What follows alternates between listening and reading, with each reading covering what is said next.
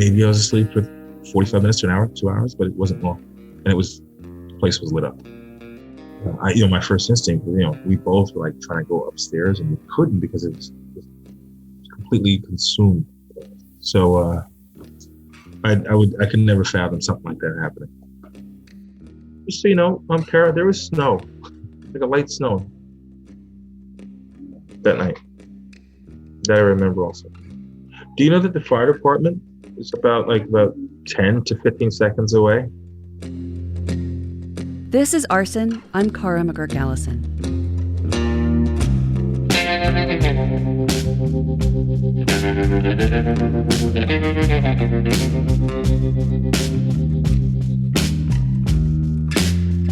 According to ATF files obtained through a Freedom of Information Act request, on June 6, 2005, Thomas Anthony Sweat pled guilty in U.S. District Court in Greenbelt, Maryland, to setting fires to 50 residences, vehicles, and apartment complexes.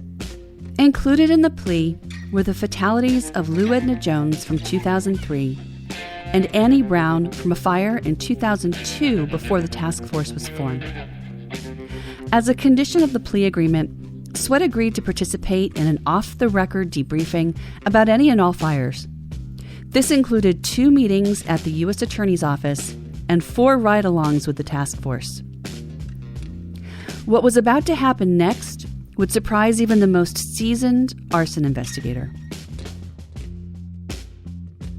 So tell me what a ride-along looks like. So are we talking about a van full of people? What's the scene? What's it feel We like? had a 15-passenger van. Oh, big van. Okay. If you remember Bob Luckett, he was the person who handcuffed the arsonist. Bob was pivotal on the ride-alongs and rode in the front van with Thomas Sweat. And it was always Scott, Tom, and myself.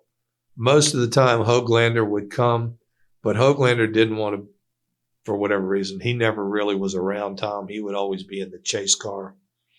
And we always had one of PG County's people there who really more than anything was tracking the fires that he talked about from PG County.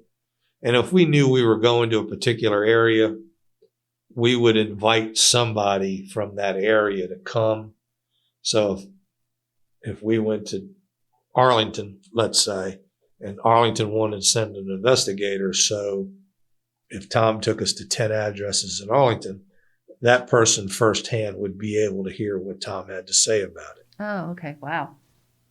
And then we would always have at least 2 in the chase car. Okay. That was required by the Department of Corrections because had he ever tried to make an escape from the main vehicle, then there was another vehicle to go at him. And I told him several times that he was far more important than the President of the United States.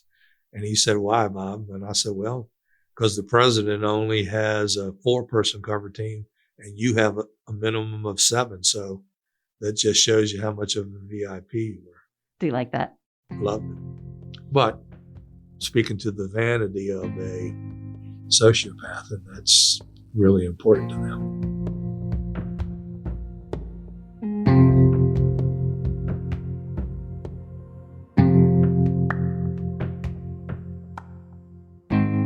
I even said it, and Dave Jamieson wrote about it in his piece, and some of these other books have said the same thing.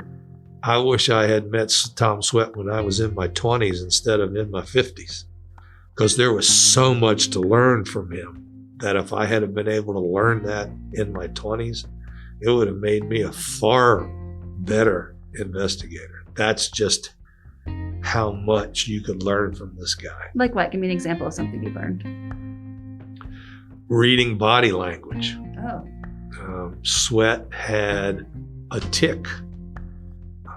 And when he got nervous, he would take his right hand and just rub the hair on his arm like this into knots. I knew by watching him do that I had hit on a topic that made him uncomfortable. Now, I talked to him one time about, he had never told us about people that he killed, and I knew that he had to have done that. And I told him, "Look, you need to talk to me about this. And when we get back to your cell, when you get back and you go to your cell, when we get together next time, I'm going to bring it up and I'm going to expect you to. And I said, I know this is making you nervous. I told him about the tick. I said, you have a nervous tick. And when you get nervous about something, this is what you do. No, I don't. And I said, Tom, I'm telling you that's what you do. Well, he wasn't aware that he did, and he never stopped doing it. So again, everybody has, watching body language and all the things that we learn about in interviewing and investigations, Sweat would do. He would slouch when he was getting ready to tell you something important. He would become emotional. He spoke very softly. And when he had something important to say or when he was upset by something, his audible tone got even lighter than it was. You could hardly even hear him. I mean, all of these things, if you could video record him and take that into a classroom with new investigators, you could teach a interviewing 101 class by this man. And I think everybody that you've talked to or will talk to would tell you all the same things.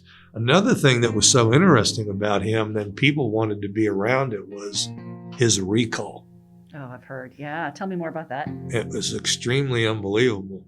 So he would talk about things that were, he would tell us when he'd set a fire. He would say, well, that was in the wintertime. It was really cold that day. He told us about a fire that he set in a housing development in PG County that was under construction. And he said, I set this fire, and he said it was really cold, and he said the fire grew and it was really windy, and the fire grew so big, the wind carried it across the street and it caught the houses on the other side of the street on fire. And he said, and this is where the fire was. And he said, it was about 2:00 in the morning. Okay. And that was it. And he got quiet. A boy named Rudinsky was there from PG County. And he had a laptop and he's plugging away. And then the next thing Sweat says is, I'm sorry. Okay, Tom, well, what are you sorry about? He said, I'm sorry, I told you the wrong time. Okay? He said it was like maybe 5:00 in the morning when this fire, not 2:00 in the morning. He said, I'm wrong about that. I'm sorry. And Rudinsky speaks up and says, it was at 4:57 a.m. Now, when we as investigators would go back and talk amongst ourselves, and then people would go back to their offices, people just wanted to be around that because, we hear theory and things in books, but you never get a chance to see this live and up front and real. And that's what he was. Did you ever meet him? Yeah, I rode in the van with him. You did the ride-alongs? Yeah. I rode in the van and I had the database on my laptop. This is Brian Rudinsky. He was a fire investigator in Prince George's County. During the ride-alongs, Brian sat in the back of the van with his laptop to corroborate any fires the arsonist pointed out to the team. Not only corroborate, but I would look to see if I had it right. Like at least corroborate a detail. Okay. Because, there are places where we drive up to, like Fenwood Avenue. And he'd be like, yep, I set a fire there. I put it right there on the steps on the side of the house. And then, yep, that's what we found, right? And then there was other places where we would drive to. We didn't even have that fire in our database.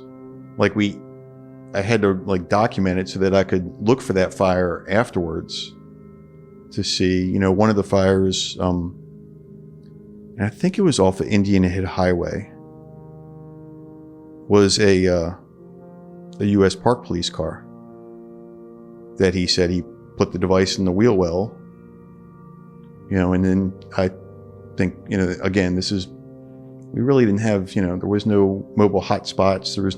So I'm doing everything off a database that was on my laptop.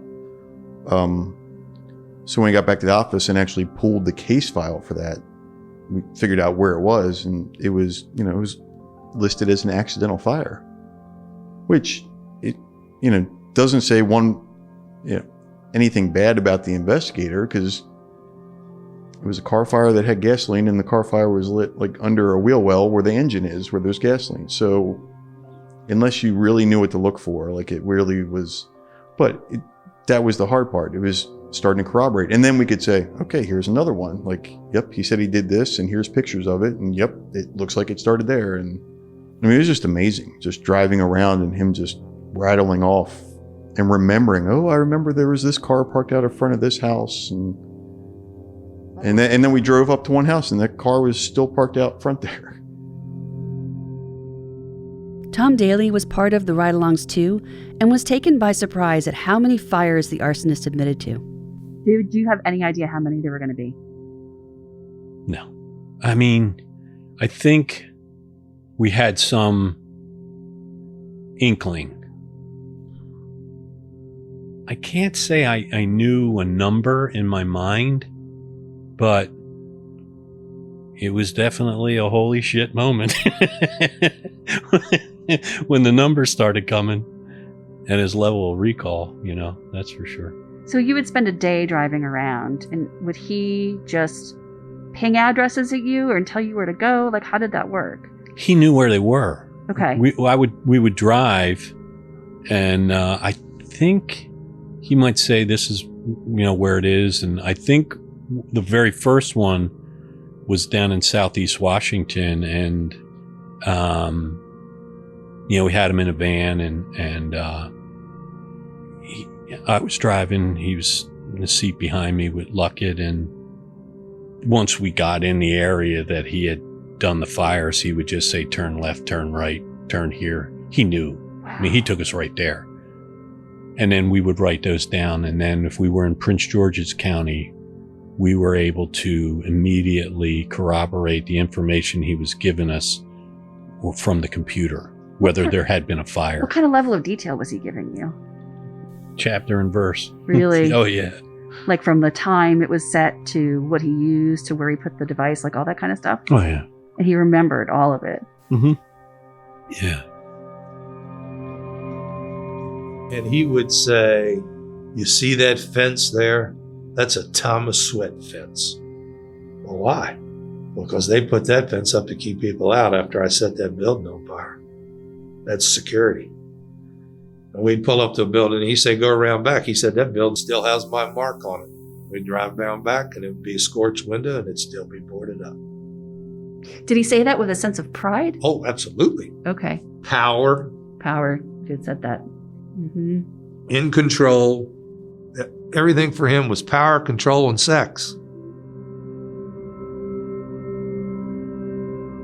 The arsonist's motives were starting to reveal themselves in bits and pieces of horrific moments. Bob was able to form a kind of buddy relationship with him. The more comfortable Sweat felt with the team, the more he would tell them. Here's something else, and I could never prove this, but my theory, or one of my theories, was every one of these events he attributed to something sexual. He would masturbate multiple times a day. And I don't mean to be crude, but he would tell us that he could masturbate and have an orgasm and not ever touch himself. I asked him if he thought he could teach me to do that. And of course, everybody got a laugh, but that's how I was endearing myself to this guy. Right. And he told us I never really had a relationship. I had some one-night stands, but I always felt like when I was getting it close to someone, I would push away. So my theory is this. You and I, in the course of, I'm 66 years old, I probably can go back and tell you things about women that I dated or was in a relationship with along the way, because those things, something significant happened, or maybe I thought I would marry the person and I didn't, or I was at some special event with them or whatever, right? And so we have those things locked away in our memory. Well, every one of these events was a courtship for Sweat. And his courtship at the end of every one of these events culminated in a sexual experience with that. For you and I, it would be a person. For him, it was a car, a building, or whatever. You know, multiple times he would say, well, Lou Edna Jones, her grandson was a Metro bus driver. He saw that driver go in that house. His fantasy was, I'll set that house on fire and that guy will come running out into my arms. When he set his very first fire of a boyfriend who jilted him, and he set that guy's house on fire, that was the reason that he did it, so the guy would run in his arms. When that failed, he decided, well, I'll take it a step further, and I'm going to go set his mother's house on fire. Okay? Again, and that didn't work either. It didn't bring the guy back to him. But what he found in the course of those first two early fires was, I felt very powerful of that. I felt very much in control of that. And he had been masturbating to setting fires since he was a teenage boy and was setting cars on fire back in North Carolina. So he just manifested these fantasies further and further as he went along. And so every one of these things that he did as an adult held a special place in his heart. And thus the recall. The ride-alongs were a success, with Sweat revealing dozens more fires that he had set to cars, homes, and apartment buildings. The interaction with the task force was an unusual and meaningful experience for him. We would always go for breakfast. He loved Burger King or McDonald's.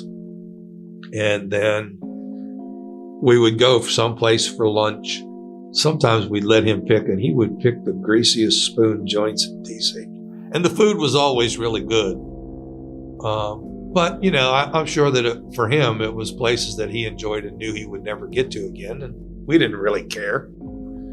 And one afternoon, driving back to Southern Maryland, where he was in jail, it had been a warm day or something. It was in the summer, so somebody said, you know, man, let's stop and get a drink.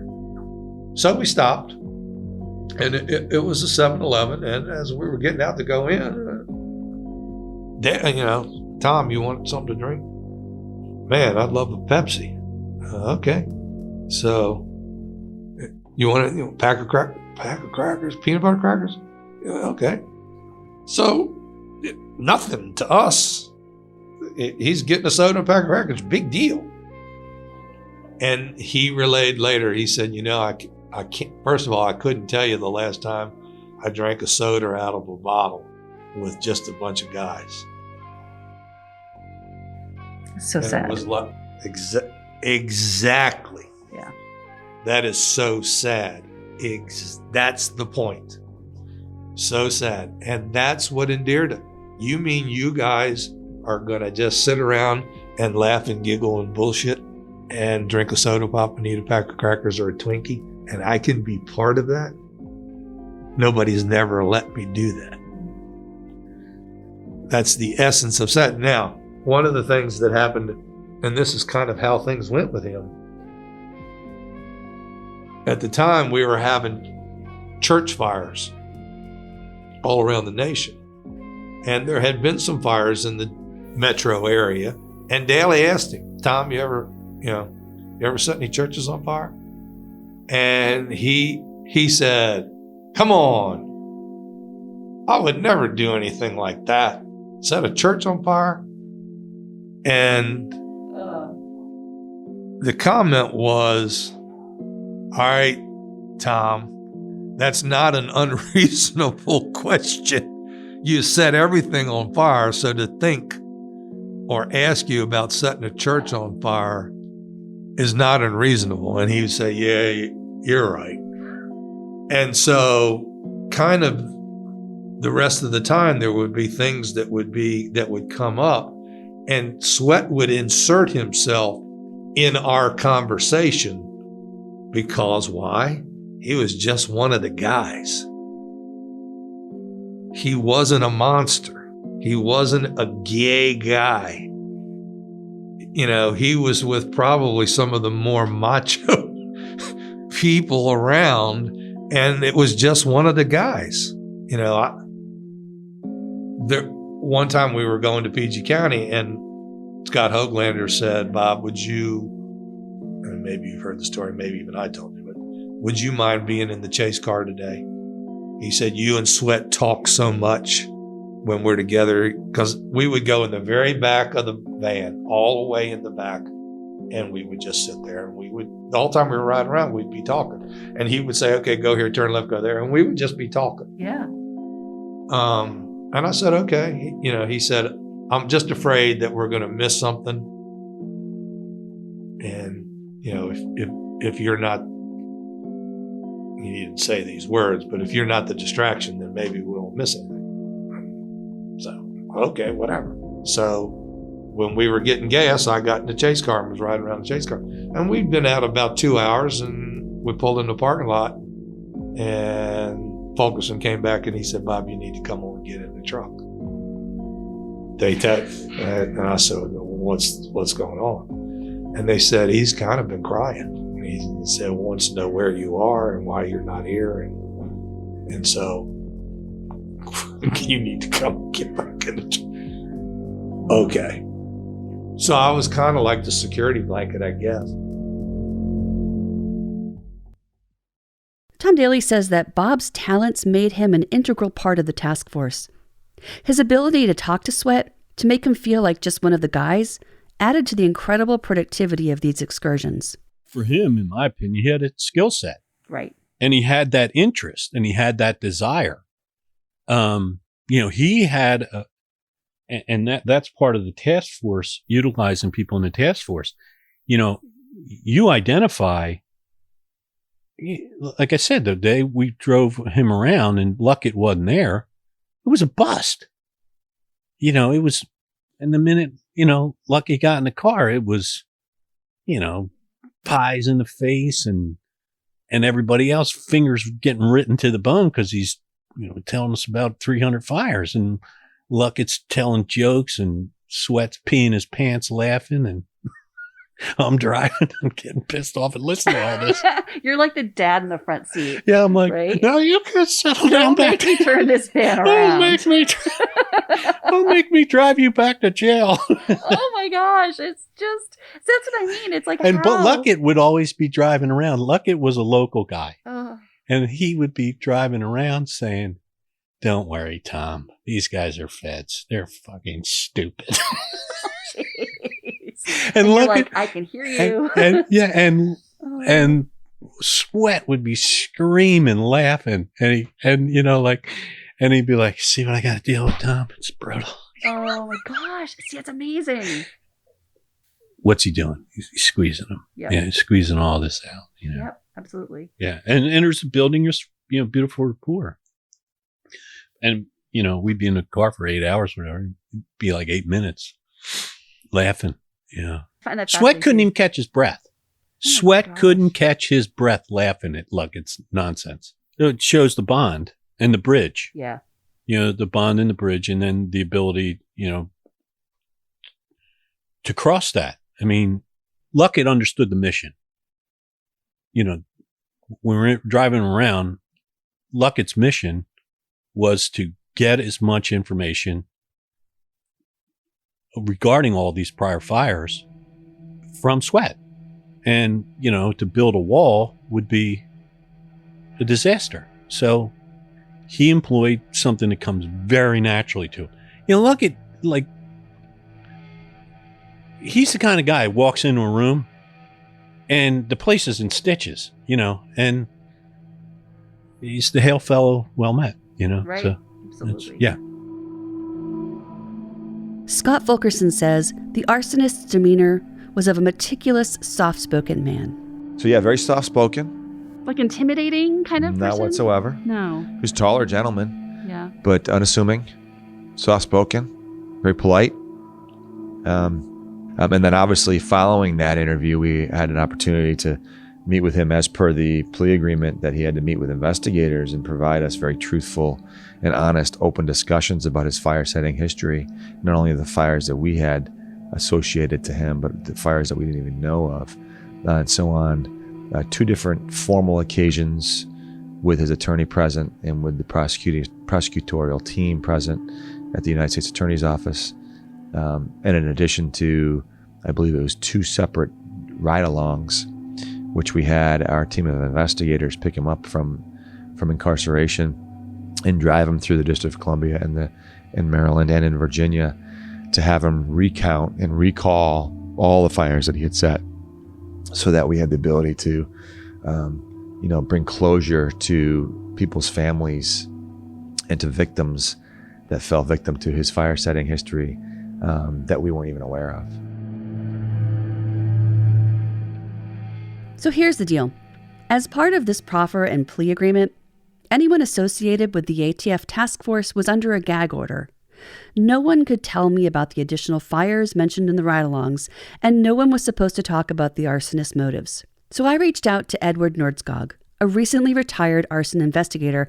Ed has investigated over 2,100 arson cases and has written 6 books on arson. He was able to tell me a little more about Sweat. Well, I know he's born and raised in the Carolinas. He has virtually no criminal history as a child. He didn't have, if you compare him to other people, that he didn't have overly traumatic, at least outwardly, childhood that anybody can tell. He was a church-going person. His family was a law-abiding family, church-going family. And this becomes important because people always ask me when I'm either testifying or teaching a class, don't all these people, serial arsonists, become serial murderers, which isn't true. There's a lot more serial arsonists than serial murderers. And aren't they all abused in their childhood? And that's not true at all either. There is a significant number that have suffered abuse in many forms, but certainly it's not more than 50%. So half of them do not have an overly traumatic childhood. But Sweat seems to be shaped more than any other person I've ever seen by his sexuality. Sweat was what Ed classifies as a mature arsonist. Meaning he's had a lot of experience and got matured and refined his MO. All criminals, especially serial offenders, have MOs. And all MOs evolve. Generally, they evolve over time as the offender injures themselves or whatever technique they used didn't work. They have to change and evolve. Or they nearly got caught, so they change and evolve. Or they did get caught, and then they go to jail, and then they come out and they do it again, only they've gotten better at it. Sweat was in his 40s and early 50s, right around 50 when he got caught. So he was a very mature person. He didn't have drug use to addle his brain. So he became a very mature and refined offender. And which is one of the reasons it was so difficult for the task force to catch him. And in doing so, he created a device that is incredibly simple, but incredibly effective. And it fulfilled all his needs by its simplicity and the fact that he could have it with him all the time in his car. And even if the police stopped him and searched him for whatever reason, they wouldn't recognize it for what it was, because all the items he had were perfectly normal and legal items to be kept in his vehicle. After decades of lighting fires, Sweat's MO was pretty refined by 2005. And what he would do is he would start out by trolling or hunting. He would find a target. He would watch that target, conduct surveillance, if you will, stalking, surveillance. Then that night, or very shortly after spotting a target that he wanted to burn, he would visit it in his vehicle. Then he would drive away a few blocks to a quiet spot and then put his device together in the trunk of his car.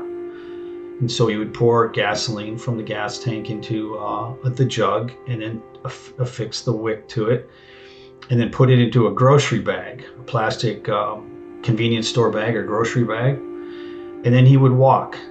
He would get back to the scene and then park a block or so away and then walk. And he was in his 40s. He was sort of chubby, dressed in a reasonably conservative manner. And so he would just appear to be a middle-aged man walking home from work or walking from the store with a bag and something heavy like a milk jug in it.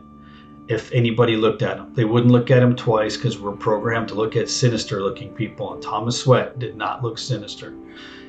And then he would, his MO would be he would approach the porch of his target, usually a house. He would set his jug in place outside the front door in the corner of the porch. He learned that certain houses burned better than others based on how they were constructed and what materials were used. Ed says that in his last fires, Sweat had enough confidence to linger. And he knew that once he lit this, then the whole party starts. And that could be the nervousness. Did his device catch on fire? Did it catch the house on fire? Is it a big fire? Are people jumping out of windows? Are they running out? His hope was that somebody would run out half-dressed or naked or something like that. And by him just sitting there before actually igniting the device, he's now stopped doing his MO for a second. And now he's engaged in a very unique thing that we call ritualistic behavior. It's not necessary to complete the crime, just him sitting there and savoring the moment. And he did that based on his statements, at quite a few of his scenes, and almost got caught because of it. He's sitting on people's porches in the middle of the night. So we can't really infer intelligence from this device, but because you're saying it's more he learned from repetition, right? Just from doing. Repetition and intelligence. I mean, if you keep doing something that's crazy and stupid, you're going to get killed or caught or both. And the definition of insanity. Right. And he just learned.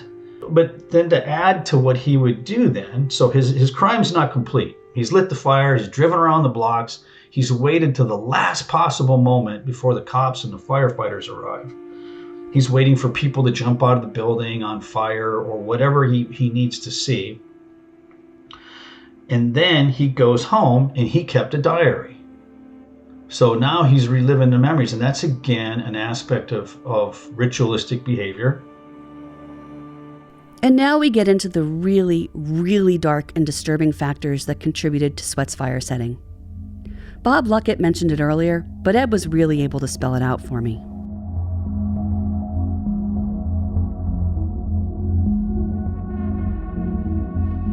Well, his fire setting and a lot of his other things he did in life not related to fire setting were driven by his sexual urges. So he is, I hate to say it, but because I'm so much against the idea that arson is a sexually motivated crime. He's probably the one case that I can think of that's truly a sexually motivated arsonist. He would do these thrill sexually related crimes and knowing that there's a decent chance he's going to get his ass kicked as soon as he did it. And he would film this sort of activity.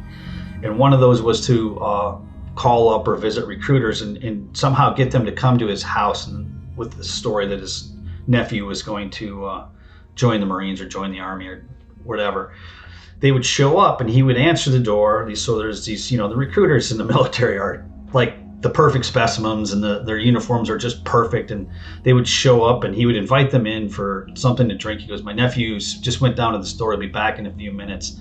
And Sweat would arrange this whole bizarre ritual and have a film going. And so there you can picture, some lean, muscular Marine recruiter, probably some sergeant or something. And he's sitting there and he's being filmed, not knowing it. And Sweat would come back into the room with his drink and then reach over and grab the military guy by the crotch, knowing full well what's about to happen after that. Usually either the military guy would run out the door or he would just beat the bejesus out of Sweat, just kick him on the way out the door too. And of course, nobody's probably going to report something like that. They're just not going to do that.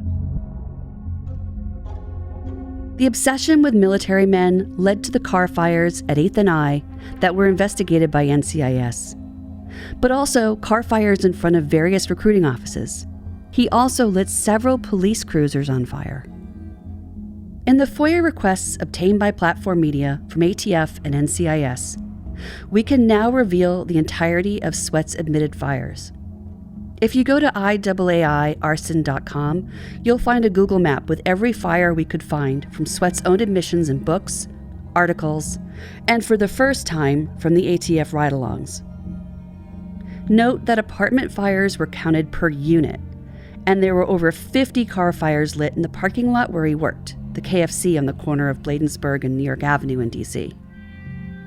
According to the report, Sweat told investigators he would set fires to cars in that lot that sat longer than a day and then call 911 himself to report the fire. We learned that the Marine Corps pants and cover were stolen from a Marine recruiting station, a vehicle parked at Central Ave in Capitol Heights, Maryland. Sweat told the task force that he even purchased a pair of black dress shoes to complete the outfit and wore it around his apartment. Sweat set fire to his neighborhood, other homes on LaBaume Street, vehicles and businesses on MLK Jr. right around the corner from his apartment. He set fire to a recruiting station in Silver Spring, Maryland, because they were mean to him in a telephone conversation earlier that day. He set fire to an apartment complex on St. Clair Drive in Temple Hills, Maryland, because earlier that day, a cop gave him a speeding ticket. He wrote the cop's name and badge number on the wall of the hallway and set it on fire.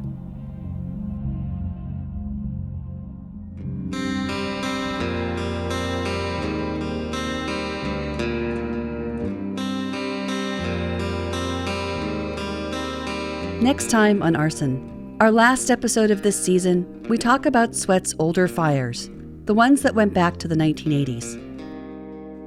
So, in the official fire report, an investigator assigned a cause, and I'm going to quote this is from that article.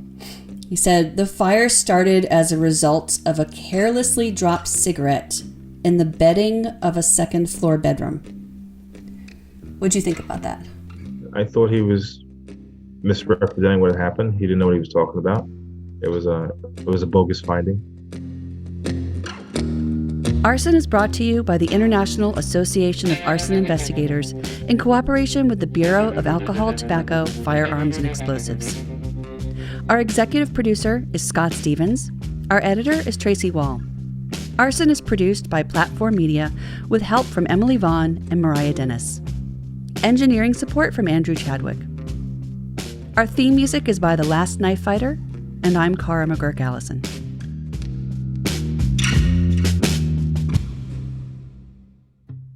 We hope you're enjoying this segment of Arson, brought to you by the Bureau of Alcohol, Tobacco, Firearms, and Explosives and the International Association of Arson Investigators. If you're interested in learning more about a career in fire investigation, please visit cfitrainer.net. There you'll find over 20 profile interviews with current fire investigators in different stages of their careers and training modules that will help you become an investigator and help you in certification as you progress in fire investigation. The National Fallen Firefighters Foundation honors the nation's fire heroes who make the ultimate sacrifice in service to others, and we need your help. Since 1992, we have been supporting fire families and departments with programs, services, and activities including the National Fallen Firefighters Memorial Weekend, survivor support programs, fire service training, and a national memorial park to honor fallen firefighters. We also work with the fire service community to develop and implement initiatives to reduce line of duty deaths.